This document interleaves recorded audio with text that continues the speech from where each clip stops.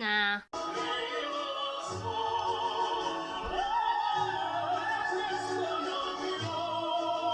That's better.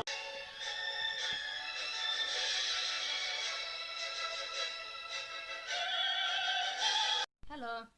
And welcome to a special episode of I Forgot. Today we're starting our new series. We're going to be reading a chapter from our chosen book. I have picked Alex Rider, Action, Adrenaline, Adventure. This is Russian Roulette. Oh, it's by Anthony Horowitz. Now, this is a really good book. It's probably the best in the Alex Rider series. It's about this assassin called Yasin Grigorovich. He's a Russian assassin, and you know, it's just so entertaining because he pops up between the books to like try and, you know, Alex always bumps into him while he's trying to kill someone. So this book is basically his autobiography. So I'm gonna read the blurb and the prologue. It says, contact killer Yasin Grigorovich has been given his orders.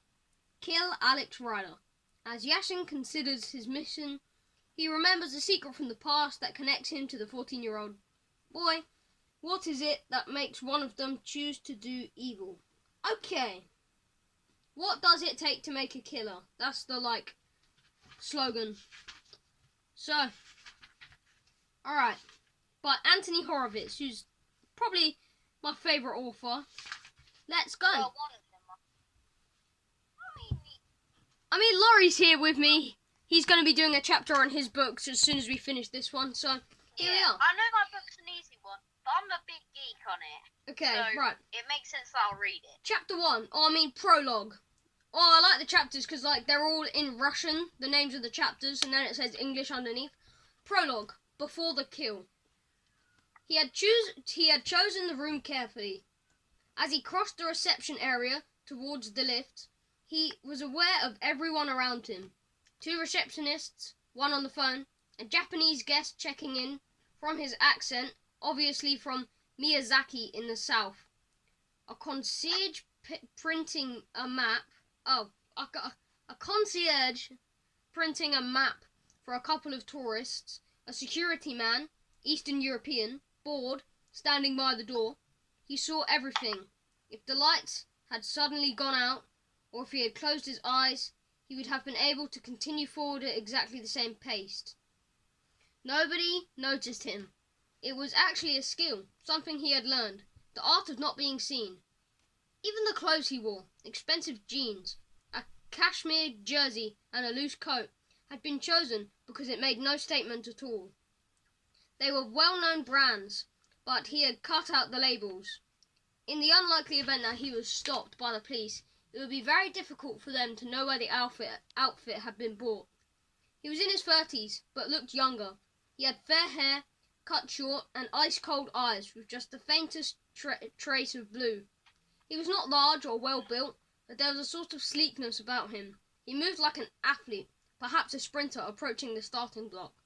But there was a sense of danger about him, a feeling that you should leave well alone. He carried 3 credit cards, a driving license issued in Swansea, and all with the same name, Matthew Reddy. A police check would have established that he was a personal trainer, that he worked in the London gym and lived in Brixton. None of this was true. His real name was Yasin Grigorovich, and he had been a professional assassin for almost half of his life.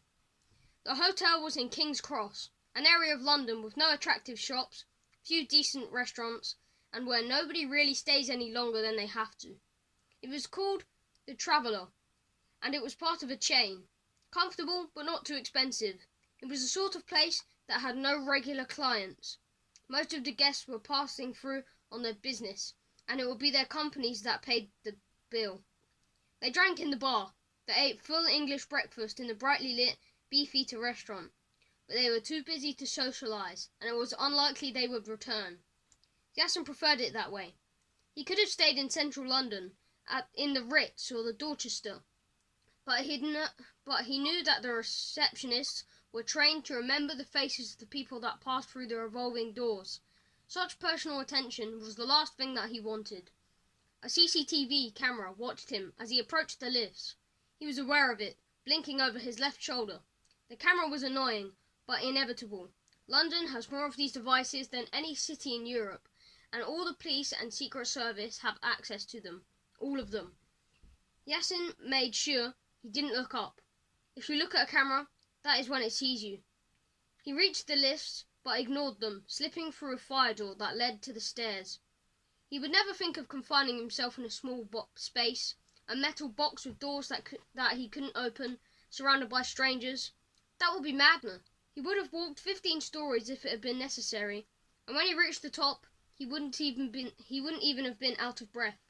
Yasin kept himself in superb condition, spending 2 hours in the gym every day when that luxury was available to him, working out on his own when it wasn't. His room was on the 2nd floor. He had thoroughly checked the hotel on the internet before he made his reservation, and number 217 was one of just 4 rooms that exactly met his demands. It was too high up to be reached from the street, but low enough for him to jump out of the window if necessary. After shooting out the glass, it was not overlooked. There were other buildings around it, but any form of surveillance would be difficult. When Yasin went to bed, he never closed the curtains. He liked to see out, to watch for any movement in the street. Every city has a natural rhythm, and anything that breaks it, a man lingering in a corner, or a car passing the same way twice, might warn him that it was time to leave at once. And he never slept for more than 4 hours, not even in the most comfortable bed.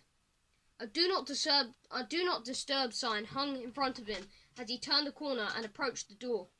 Had it been obeyed? Yasin reached into his trouser pocket and took out a small silver device about the same size and shape as a pen. He pressed one end, covering the handle with a thin spray of diazofluorine, a simple chemical reagent. Quickly, he spun round and pressed the other end, activating a fluorescent light. There were no fingerprints. If anyone had been in the room since he had left, they had wiped the handle clean. He put the pen away, then knelt down and checked the bottom of the door. Earlier in the day, he had placed a single hair across the crack. It was one of the oldest warning signals in the book, but that didn't stop it being effective. The hair was still in place. Yasin straightened up, and using his electronic pass key, went in. It took him less than a minute to ascertain that everything was exactly as he had left it. His briefcase was 4.6 centimeters from the edge of his desk. His suitcase was well positioned at a 95-degree angle from the wall. There were no fingerprints on either of the locks. He removed the digital tape recorder that had been clipped magnetically to the side of his service fridge and glanced at the dial. Nothing had been recorded. Nobody had been in. Many people would have found all these precautions annoying and time-consuming, but for Yasin, they were as much as a part of his daily routine as tying his shoelaces or cleaning his teeth. It was 12 minutes past 6 when he sat down at the desk and opened his computer, an ordinary Apple MacBook. His password had 17 digits, and he changed it every month. He took off his watch and laid it on the surface beside him. Then he went to eBay, clicked left on collectibles, and scrolled through coins. He soon found what he was looking for. A gold coin showing the head of the Emperor Caligula with the date AD 11. There had been no birds for this particular coin because, as any collector would know, this did not in fact exist. In AD 11, the mad Roman Emperor Caligula had not even been born. The entire website was a fake, and looked it. The name of the coin dealer, Mintomatic, had been especially chosen to put off any casual purchaser. Mintomatic was supposedly based in Shanghai and did not have top-rated seller status. The coins it advertised were either fake or valueless. Yasin sat quietly until 6:15, at the exact moment that the second hand past 12 on his watch. He pressed the button to place a bid, then entered his user ID, false of course, and password. Finally he entered a bid of £2,518.15. The figures were based on the day, date, and the exact time. He pressed enter, and a window opened that had nothing to do with eBay or Roman coins. Nobody else would have seen it. It would have been impossible to discover where it originated. The message had been bounced around a dozen countries, travelling through an anonymity network before it had reached him. This is known as onion routing because of its many layers. It had also passed through an encrypted tunnel, a secure shell that ensured only Yasin could read what had been written. If someone managed to arrive at the same screen by accident, they would have seen only nonsense, and within 3 seconds a virus would have entered their computer and obliterated the motherboard. The Apple computer, however, had been authorized to receive the message, and Yasin saw 3 words: kill Alex Rider. They were exactly what he expected. Yasin had known all along that his employees would insist on punishing the agent who had been involved with the disaster that the Stormbreaker operation had become, and he even wondered if he himself might not be made to retire, permanently of course. It was a simple common sense. If people failed, they were eliminated. There were no second chances. Yasin was lucky in that he didn't Yasin was lucky in that he had been employed as a subcontractor. He didn't have an overall responsibility for what happened, and at the end of the day he couldn't have been blamed. On the other hand, they would have made an example of Alex Rider. It didn't matter that he was just 14 years old. Tomorrow he would have to die. Yasin looked at the screen for a few seconds more. Then he closed the computer. He had never killed a child before, but the thought did not particularly trouble him. Alex Rider had made his own choices. He should have been at school, but instead, for whatever reason, he had allowed the Special Operations Division of MI6 to recruit him, from a schoolboy to a spy. It was certainly unusual, but the truth was, he had been remarkably successful. Beginner's luck, maybe, but he had brought an end to an operation that had been several years in the planning. He was responsible for the deaths of 2 operatives. He had annoyed some extremely powerful people, and he much deserved death, and that was coming his way. And yet, Yasin sat there, where he was with the computer in front of him. Nothing had changed in his expression, but there was perhaps something flickering deep in his eyes. Outside, the sun was beginning to set, the evening sky turning hard, unforgiving grey. The streets were full of commuters hurrying home, but they weren't just on the other side of the hotel window. They were in another world. Yasin knew that he would never be one of them. Briefly, he closed his eyes. He was thinking about what had happened, about Stormbreaker, how it had gone so wrong. Okay, well, the prologue is a lot longer than I thought, so, wow, really long, so I'm going to stop there. Yeah, how long is that? That's not the prologue, I've got 4 pages left. It's a 22-page prologue, so I'm going to stop there. I'll read some more next week. That was longer than I expected, 12 minutes worth, but, it's a really good book. Yeah. That's just the beginning. It gets a lot better, a lot better. Hope you enjoyed it. This podcast is normally longer, about half an hour. We talk about different things.